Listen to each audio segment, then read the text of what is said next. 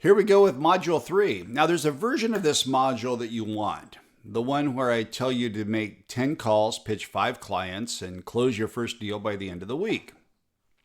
It's not this module. It's not what we're doing here. Landing an endorsement deal isn't difficult if you've done the work in Modules 1 and 2.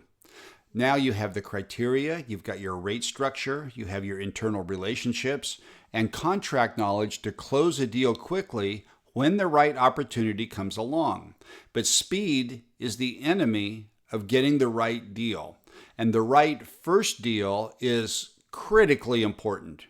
It's enormous. So I want you to slow down just a bit.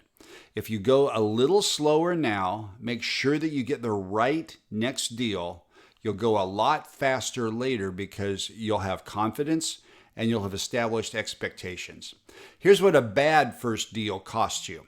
It sets a rate precedent that you can have a hard time moving. You've trained your AE and sales manager on the kinds of clients to bring you, which is whatever you said yes to. It takes up roster space that a better client should occupy. And if it's a client you're not excited about, it produces endorsements that erode your credibility, and that makes every future endorsement less valuable. So here's what the right first deal does. This is what you're targeting. This is what you want to establish. And so, by the way, when I say first deal, I mean next deal. Some of you have been doing endorsements for a long time. Your first deal is your first deal under this new structure. This deal will give you a rate that sticks. It holds. It demonstrates to your building what quality looks like. It produces results that become the evidence base for every future rate conversation. And it sounds like a recommendation from someone who means it, which builds the audience's trust and makes your second deal and your third deal and your fourth deal and your fifth deal more valuable than the first. Everything gets better when this next deal gets right.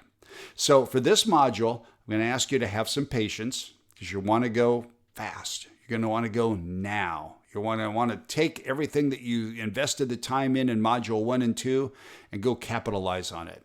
But the first thing is you need a target list. You need to establish an evaluation process, a qualified conversation, the proper structure, and how to onboard clients. And none of that happens fast, but all of it is worthwhile. There's 5 steps in this module.